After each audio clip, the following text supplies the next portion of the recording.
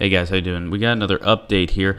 So news at North Korea just doesn't seem to be getting better. Every time you go to look for more information, another development comes out. It's just more bad news. This is an article from 38 North, a great website when it comes to information on North Korea. They're saying that North Korea's Yongbyon facility, one of their nuclear facilities, it's probable that they have been producing more nuclear weapons than we previously thought, which is that's not good.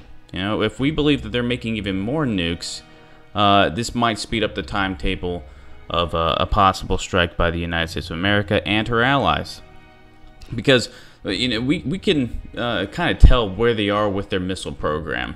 All right, currently, it seemed like they fired off an ICBM. They can now hit Alaska. We know stuff like that. That's stuff that we can analyze, we can actually see. What we don't really know is exactly how many nukes that they actually have, or if they can miniaturize these nukes to put onto a warhead. We have no idea. All right, people can speculate all day long, and the mainstream media is going to do that, and they're going to bring these experts on that are saying, oh, well, we don't think they can do this. We don't think they have this. And we saw this over the past 2 months prior to the ICBM launch.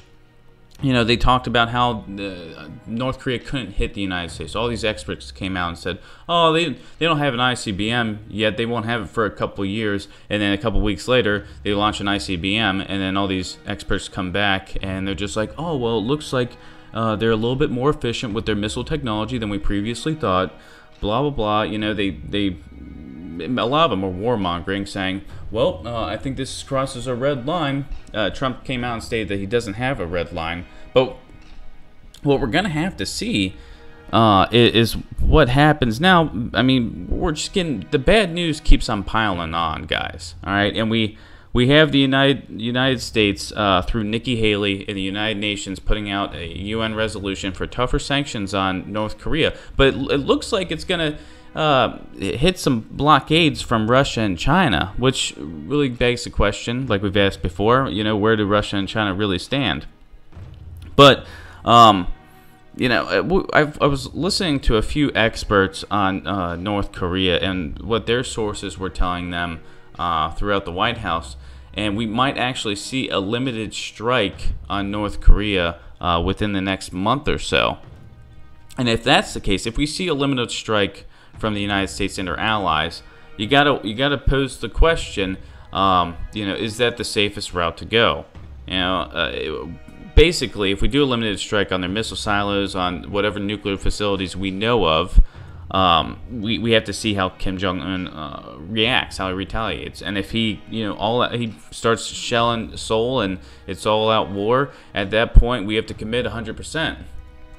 But there is a chance that you know, Kim Jong-un is just bluffing. His military is not ready whatsoever. His people are starving.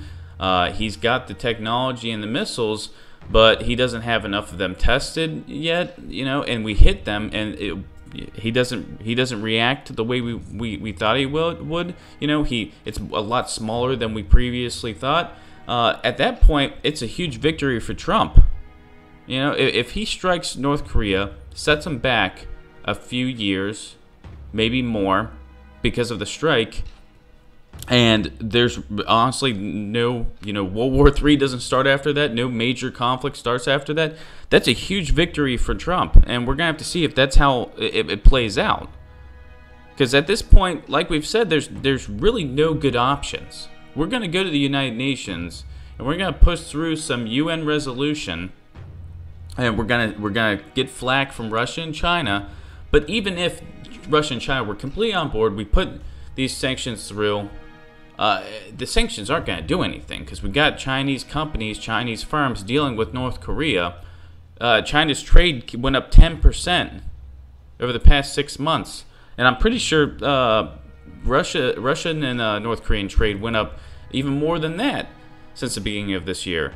So we're going to have to see where this goes, because economic sanctions aren't going to do anything, and we know that. We've talked about that. But guys, latest reports are showing that, you know, North Korea may have more nuclear weapons than we thought, and we're going to have to see how the West responds. All right? As more information comes out, we'll talk about it. Make sure you check back We always try to keep you guys ahead of what the mainstream media's agenda is pushing at that time. See you guys.